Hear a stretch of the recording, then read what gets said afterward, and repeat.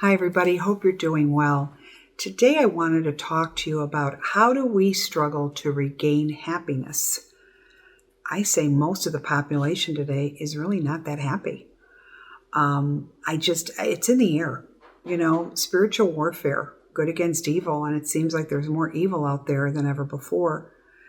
And it's really, really hard to maintain, to be happy with everything that's going on, from the news to, the economy, political views, which I can't stand anymore, all of these things. And it's really hard to gain our happiness.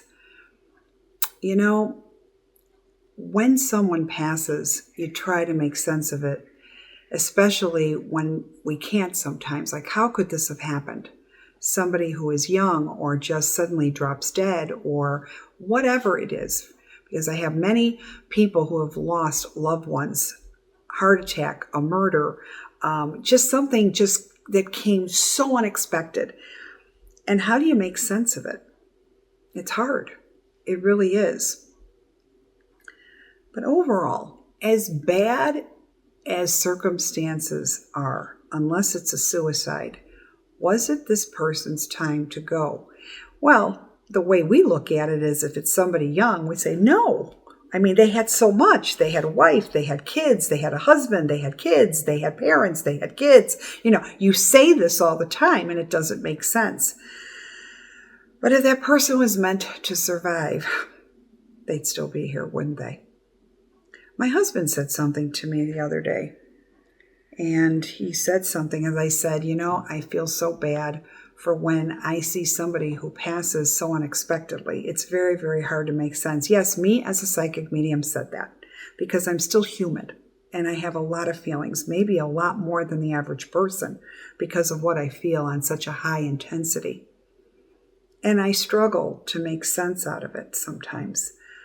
But he said this person came here to do what they needed to do. And it was time for that person to go home to God. Wow. That resonated with me. And it did.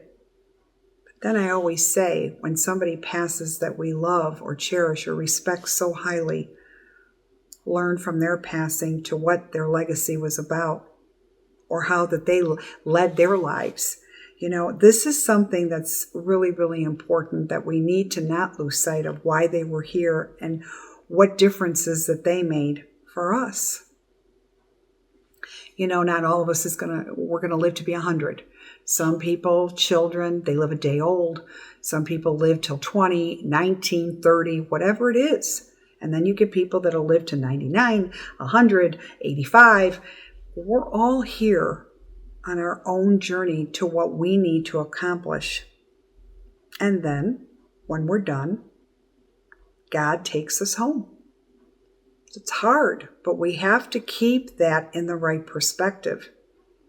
Sometimes when people get murdered, it's teaching us something. Maybe it's bringing more awareness to what's going on in the bigger picture. And that person, I hate to say it, was the sacrificial lamb. It's still sad, and we will still cry. We will still mourn, as we will. But we can't lose sight of what's going on.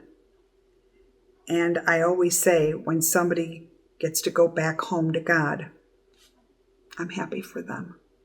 I'm very happy for them. I'm very sad, though, for the people that they have to leave behind, because it just doesn't sometimes make the sense. And we're here and we're grieving because we can't see what they see. So I have to say, I am human and I do mourn over tragic things. I deal with a lot of murders, missing people, and trust me, overall, I do it. But sometimes it gets to me. I'm not going to lie to you. It does. And I have to remind myself what I'm here for and what God chose for me to do by giving me the gift that I have. And I'm doing good with it, not harmful things with it, because that's important. When you have gifts, how could you be a better influencer to other people? Use your gifts for good, not for money, not for, getting ahead and not in a great way. not for vanity, not for ego, but use it to help. Use it to make this world a better world. This is what is so important. So at the end of the day, it's our faith. It is. And one day we're all going to go before God. Be the best person you could be on this earth. Leave a legacy that you could be proud of, because at the end of the day, it's what you leave behind for others to remember. And for you that goes, it's your memories and what you know that you did, because you get to take that with you for your soul elevation of growth to God. I am big on God. I am. For those of you that don't believe it, and as an atheist or agnostic, that's your right. I personally don't care. Come right out and say it to you. I don't disrespect you any less. I just don't care. I'm not here to convert you. And you don't believe? That's on you. I've had 2 near-death experiences. Trust me, it exists. And this is what keeps my faith even intact. And you need to maybe hear near-death experiences from so many people that have been privileged to go through that light and see what they have seen. Because these people are not making it up. Just like so many nurses that I have spoken to, nuns, all these people, they're all the same type of stories. And that's how they know it's not made up. You talk to a nurse in critical care, they have a boatload of things to say to you, what they've witnessed. But I'm not here about that. I'm here to just keep you going and looking at it the way you need to look at it. We're very emotional creatures. We're human, and it's very hard for us. But at the end of the day, it's about our faith.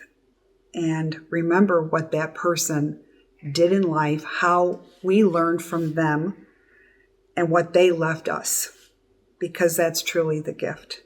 And we just have to keep going on because it's called life. And there's days sometimes we don't want to go on. And I get that too. You're human to think like that. But we need to do that.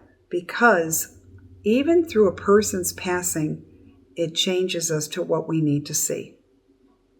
So we're constantly learning if we allow ourselves to absorb the learning. So for all of you right now that's going through a lot, you have my heart.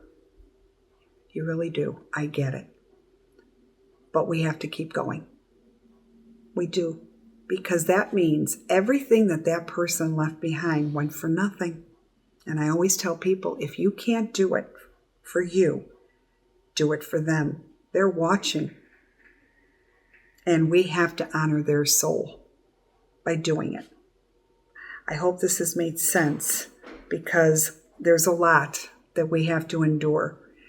It's a crazy world, and I think it's here to really push us to stand strong in our faith and not let hate get the best of us.